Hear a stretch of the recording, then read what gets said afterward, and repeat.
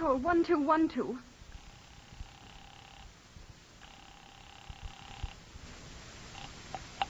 This is Scotland Yard.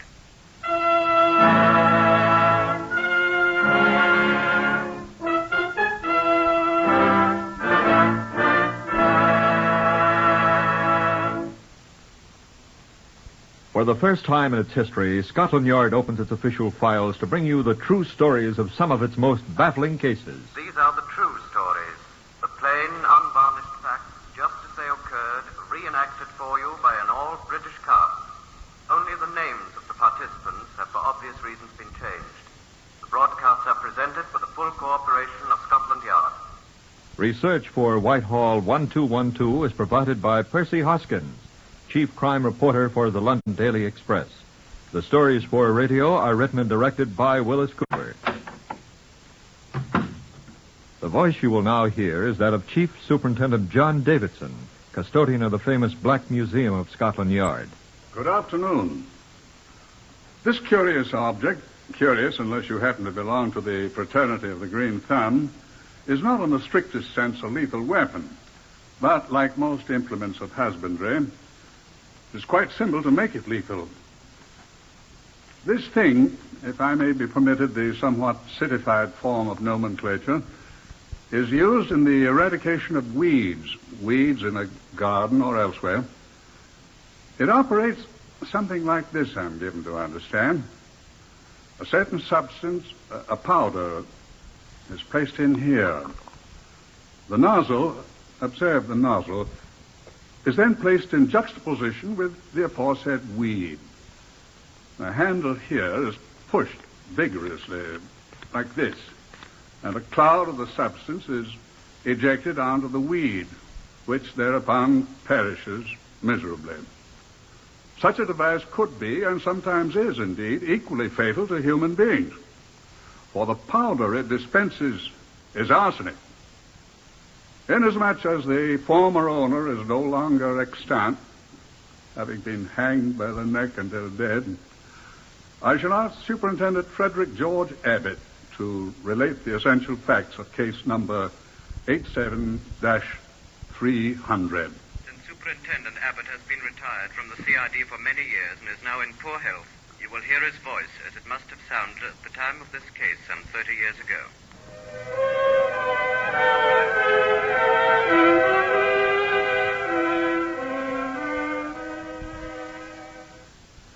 Go to Hay, I was told, and I thought he was swearing at me. But I quickly learned that Hay is only just across the border in Wales. The railway station, in fact, is in England. Hay is a little town, an old one, and the market centre for quite a countryside along the River Wye, and the valley called Cusop Dingle, which separates the two countries. I sought out the local police sergeant, whose name was Jones. Catesby ap Catesby Jones. Jones is a fairly common name in Wales, it is.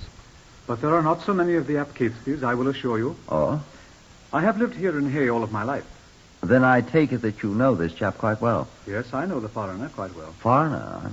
I'm talking about, what's his name, Major Birdsong? Yes, the foreigner. He is an Englishman. Devonshire, isn't it? Where he comes from? I'm sure I don't know. I know all about him. He came here long before the war. That would be 8 years ago, and he... And he's still the foreigner. Whoever is not born in Hay is a foreigner, Superintendent. What else do you know about him, Sergeant? Well, he became partner to Mr. Gwilym Evans, the solicitor. And when Mr. Evans died in 1913, he succeeded to the business. Oh? And then he went to the wars and came back a major. And then he wanted to become a partner of Mr. Arthur Hughes. Oh. He was the other solicitor. He had an office opposite on Broad Street. But Mr. Arthur Hughes had a young relation with him in his office. And when he died, this young man, who had served with the Royal Welsh Fusiliers, took over the business by the terms of the will of Mr. Arthur Hughes. Ah. Which is why you have come down to Hay from London, do you see? As through a glass, darkly. Eh? As through a glass, darkly, Sergeant. That's from the Bible, I think. Indeed to goodness, from 1 Corinthians, sir. You didn't tell me the name of this young man you speak of.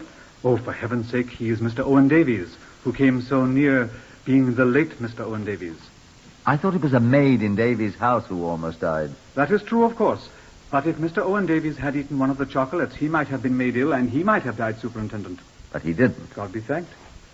You're certain these chocolates were poisoned? Dr. Llewellyn examined them, Superintendent. But why do you suspect this Major Birdsong, Jones? You don't know the chocolates came from him, do you? Who else would have a motive? And besides, isn't he a foreigner?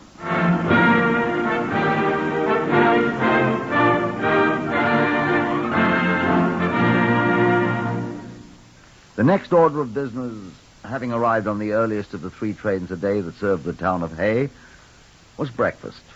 And not bad either. Bacon and eggs, scones with bitter Dundee marmalade, several small oceans of tea. Not bad at all. Then Sergeant Jones and I called upon Mr. Owen Davies, the former Welsh Fusilier, who had avoided an untimely demise by not eating chocolates. I wanted to know more about that. No, sir, I don't know where they came from. Well, Mr. Davies, isn't it just a trifle unusual? I know where they came from, some shop or other in London, but who sent them, I don't know that. Oh. Well, where do you think they came from? Well, I thought my wife bought them, I suppose. And indeed, to goodness, she thought Mr. Owen Davies had bought them, Superintendent.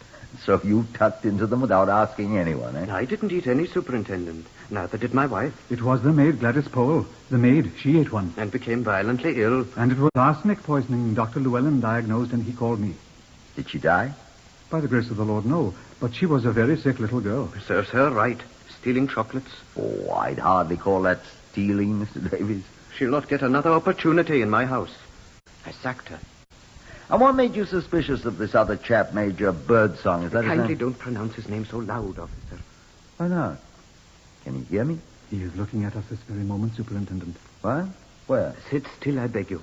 His office is directly across the street. Oh, you mentioned that, didn't you, Jones? He is looking out of his window at us this moment, sir. Eh? Can see us, then? Aye. You're sure he has no idea that he is suspected? I am sure of that, sir. Strikes me it's an awfully thin case against him, Jones. After all you have is the fact that he lost out on gaining this business. Look, the fellow's smiling over here. He's waving. He'll be coming over here any minute now. Hello, Birdsong. Oh, you're on good terms, eh? One has to be. He's wondering who you are, Superintendent. No, he doesn't look very dangerous. I'm not so sure. Look here, I came here to investigate an attempted murder, Mr. Davies. I'm beginning to believe that I'm wasting my time talking about a sordid little case of business jealousy or something like that. Oh, no. We don't think so, sir. Well, I know you don't think so, Jones. Superintendent, you don't understand. I don't like these village feuds. Well, I must admit, Superintendent, you might think that is what is upsetting us. I do. But it is more than that, sir. Major Birdsong owes me and one of my principals a large sum of money which I have been pressing him to pay. Yeah? And Major Birdsong has been quite insistent that he cannot pay the sum, which, as I say, is quite considerable. Is that a motive for attempting murder? Major Birdsong is a very violent man. Like so many small men, he's a very violent man. Indeed, yes. Has he threatened you? He has indulged in some very violent language. Well, he seems friendly enough now. I'm still afraid of him. And I, too, Mr. Davies.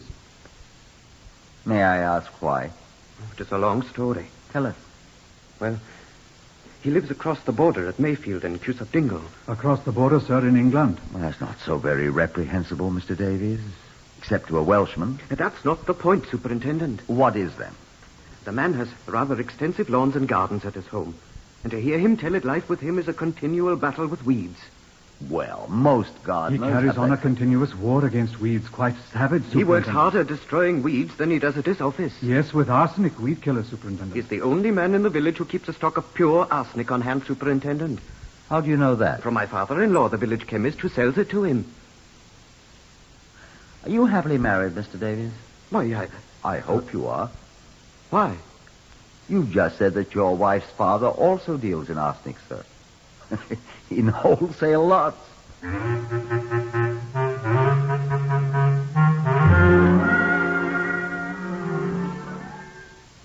Having left Mr. Owen Davies with what the Irish sometimes call a flea in his ear, I removed myself to ruminate a trifle. This suspicion of the foreigner, Major Birdsong, I must admit, appeared to me most absurd, as I've no doubt it also appears to you. Of the two, I was most impressed by Birdsong, although I'd had but scant opportunity to observe him from across the street. I went to call on him. I wanted to form a better opinion of the man. It was a small, dapper man with a most military moustache which seemed a trifle too large for him. Mr. Birdsong, I ventured. I am Major Birdsong, yes, sir. May I be of service to you? I noted a black mourning band on the left sleeve of his jacket. Nobody had told me about that. Another point in his favor, I noted mentally. A man still wearing mourning for a close relative is hardly the type to attempt murder. Major Birdsong, I said, I'm Superintendent Abbott of Scotland Yard. He smiled cheerfully at me through his huge moustache. Come to arrest me for sending poisoned chocolates to Davies across the street? Oh. You know about this thing, then, sir? Little difficult to keep a secret, you know, in a town like this, Superintendent. What sort of chap is this, Davies? An amiable fathead. Not so amiable either. Rather soured on the world. I suppose you noticed his expression. Well? Took a machine gun bullet through his cheek at Hummel on the Somme. Stiffened up his face muscles. Can't smile. Well, that's not much lost to him. I never knew him to smile much before he was wounded. Poor chap. What's this row between him and you? Well, I was naturally a bit upset about the way he did me out of old Hugh's business, which I considered would someday be mine, and I was quite cut up. Natural, I suppose, but Davis. Odd beggar. You owe him money? Not anymore. If you've ever seen a mountain made out of a molehill, that was it. I hear it involved a considerable sum of money. He accused me. I saw you in his office with Dogberry Jones, the local limb of the law, a bit ago. He accused me as usual. He wasn't very happy with you. He was very annoying. It was quite legitimate, but he made rather an issue out of it. Principally, I think, because I was strapped and couldn't find the money at once. But you settled that indebtedness now? Yes. I fortunately came into some money recently, although it took most of it to pay off this fella. I should be quite well off if he hadn't. Oh, well, it's all over now and forgotten. I'm not so sure of that, Major Birdsong. Oh, come now. Well... Does the man actually think I sent him poisoned chocolates? He points to your use of arsenic. I use my arsenic on weeds. Nasty things. I've been using arsenic for 8 years or more here. Or rather, my home. I haven't been accused of murder yet. Besides, I buy my arsenic from his father-in-law. I pointed that out. How do he and the old gentleman get along? Atrociously. Oh? I think that wound of his has rather put him a little off his trolley, really. I've seen many a case like it. Nothing serious, you know, but, you know. I was in the army, you know. So was I. Duke of Cornwall's Light Infantry. I was in the ASC. Then I take it that, so far as you're concerned, Major, there's no ill feeling between you. Oh, decidedly not. Business? All's fair in love and war and business, you know. Why, as a matter of fact, he and I are driving over to my place, Mayfield, you know, in Cusop Dingle, my house for tea together. That's how unfriendly I am, Superintendent, even if I am a foreigner. Well, don't serve chocolates, Major Birdsong. That's my advice. Thank you, sir, and good afternoon.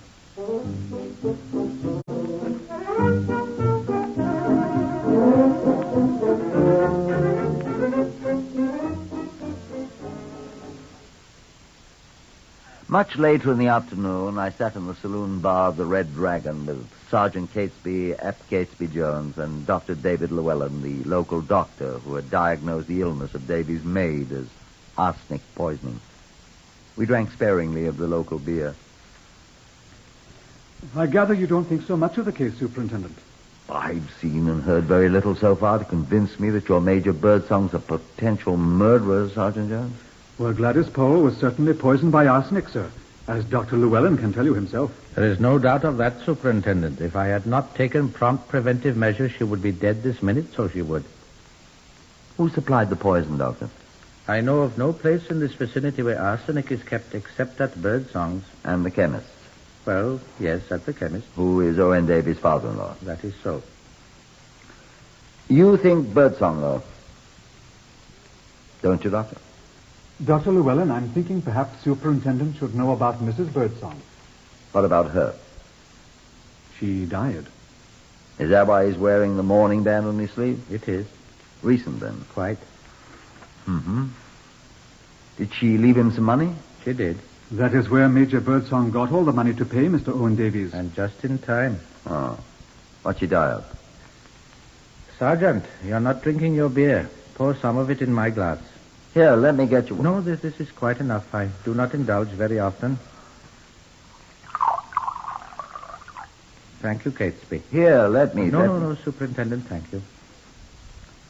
You were talking about Mrs. Birdsong, Doctor. Yes. She was the one in the family who had the money. Birdsong never had anything. Not a farthing. Not till she died. Correct. Mrs. Birdsong had always been a little, shall I say, unstable. I was her physician, you see. About a year ago, she developed certain symptoms. All right, Doctor. What kind of symptoms? Her mind. Oh. And at last, I, together with Dr. Thomas Rattray of Carmarthen, an old and valued friend of mine, and an excellent man, certified her as insane. She was in an asylum at Gloucester for some 7 months, Superintendent. She died there? No. She recovered rather well. Not completely, you understand, but legally sane. Legally? What do you know about this, Sergeant? Indeed, I know all about it, sir. She was brought home to Cusop Dingle, Mayfield, their home. Do get me another beer. I'm thirsty. I'll get it, sir. That is good of you, Catesby. About a month after she returned home... Oh, I must add that Major Birdsong was most insistent that she be released from the asylum. About a month later, she developed another symptom, physical symptom. And then she died. Here you are, Doctor. Oh, thank you, Catesby. You didn't say what sort of symptoms, Dr. Llewellyn. Abbott, I'm a true Welshman, and this man is an outlander, an Englishman. But I am also a doctor of medicine, and I have taken the oath of Hippocrates, and I will not suborn myself. He is a foreigner, but I can't help that. I know that, sir. Where is my beer?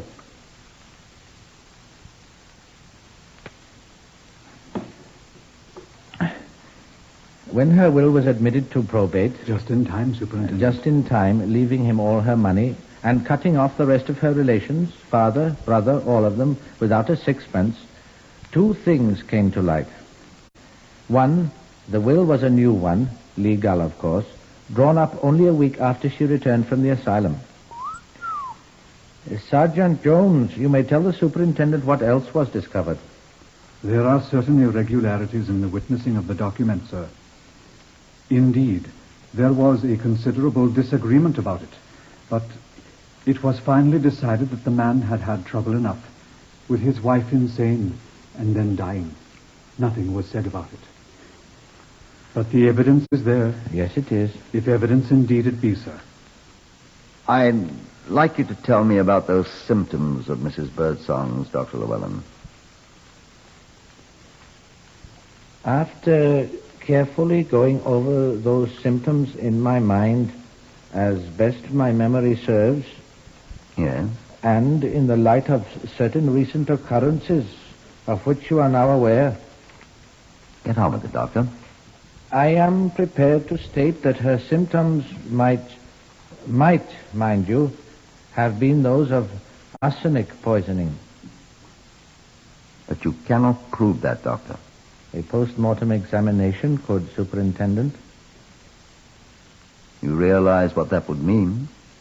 Shall the wicked escape while the hunters rest?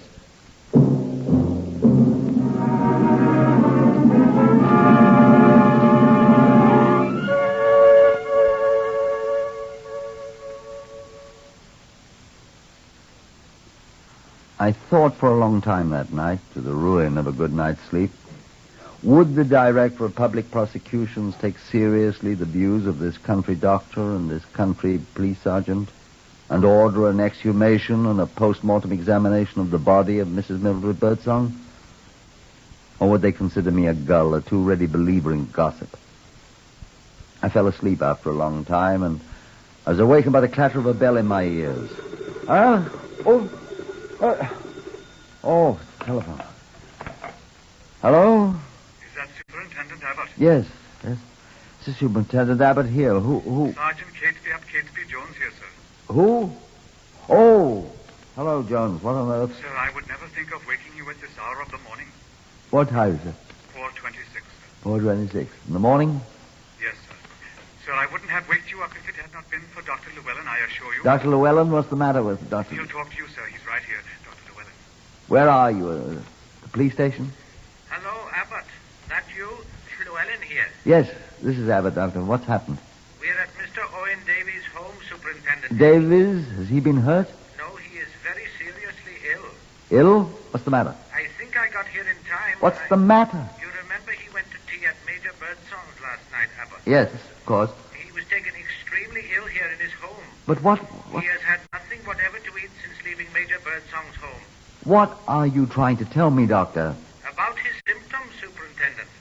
They're exactly the same as those of the maid Gladys Powell and of the late Mrs. Birdsong. Arsenic poisoning, sir.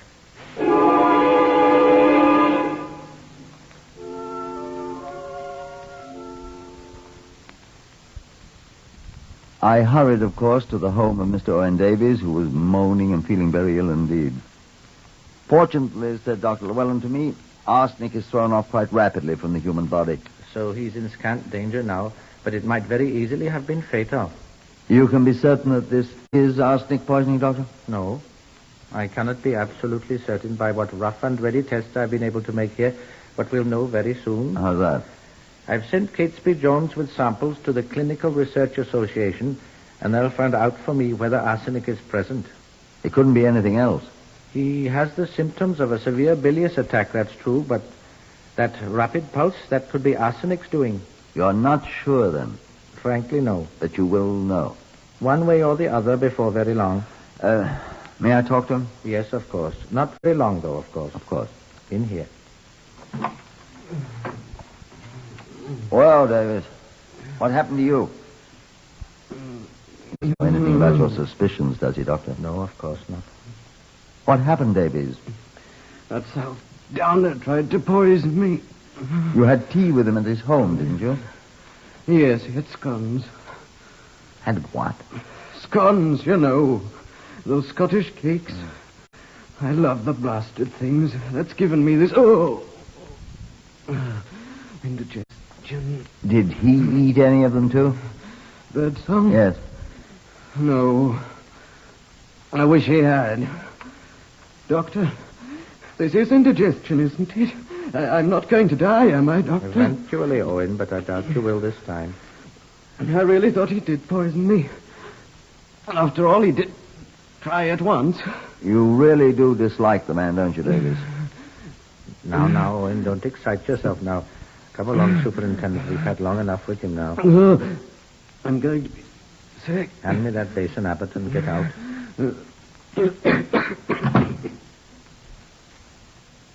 I got out. I went and sat in Mr. Owen Davies' chair by the fireplace in the sitting room and waited.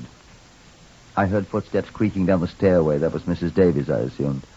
I remember hearing Dr. Llewellyn's voice and a woman's, and I drifted off to sleep. It was still less than 5:30 in the morning after all. And then I was awakened by a distant telephone bell. And I listened. Yes? Dr. Llewellyn speaking. Oh, good morning, Catesby. You got there all right?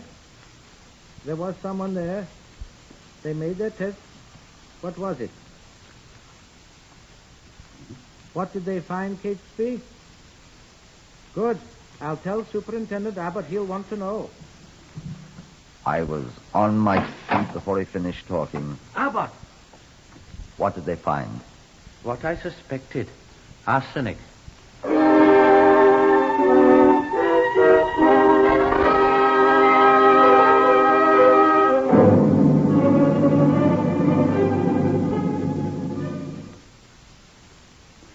John Davidson here, Black Museum, you know.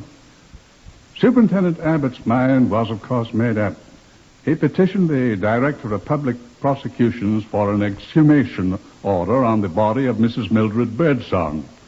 He also arrested the Major for the attempted murder of Owen Davies. I expect you want to know how the arsenic got into the poisoned chocolates that were intended for Owen Davies and presumably into the poisoned scones. You remember that squirt gun affair that Superintendent Davidson showed you in the Black Museum? Sergeant Catesby Jones, who had kept the remainder of the poison candies, went over to Cusack Dingle to Birdsong's home, Mayfield. Tell us what you did, Sergeant. I brought back that same squirt gun. It was still half full of arsenic, and tiny holes in the bottoms of the chocolates matched the nozzle of the thing perfectly. The arsenic had been injected into the candies, by goodness. And it was Major Birdsong's weed gun that had done it, for indeed to goodness there were small traces of chocolate on the nozzle of the thing. And so, indeed to goodness, we charged him with that, too. But we knew he couldn't be hanged for an unsuccessful murder, of course. And so did the Major himself. And so he sat in the village jail until the justice of the peace could see him. Until the late evening of that rainy day a week later. The body of Mrs. Birdsong was exhumed at 6 in the morning. It was taken to a 400-year-old stone house not far from Cusack churchyard where she had been buried. And there waited Norman Kirby, the Home Office pathologist, with Dr. Llewellyn and me. I stayed outside. At 4 that afternoon, Llewellyn came out. Well, Dr. Llewellyn, I said. We found it. Enough? Some of the internal organs are fairly solid with it, Superintendent. We found, or rather Norman Kirby did, and he had the reagents to prove it, found nearly 3.5 grains of arsenic months after she was buried. A jury can't mistake that, my boy.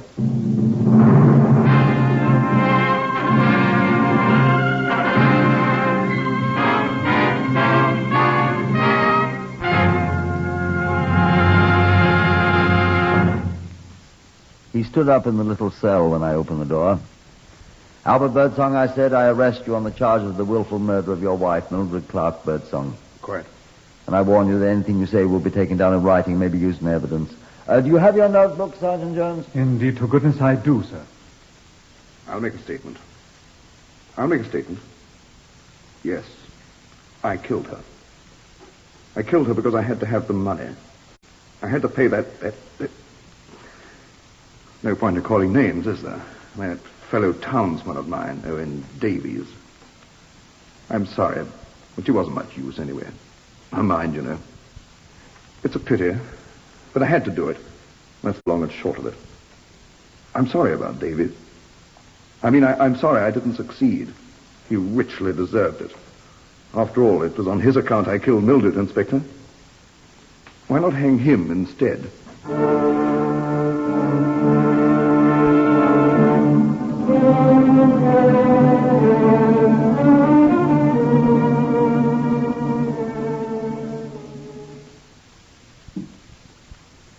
No.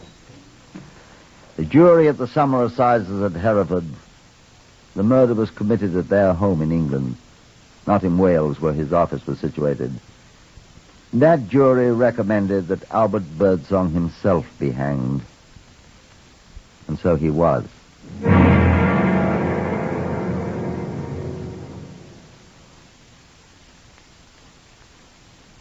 Heard today on Whitehall 1212, Horace Braham as Superintendent Abbott.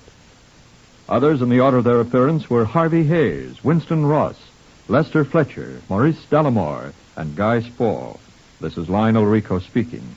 Whitehall 1212 is written and directed by Wyllis Cooper.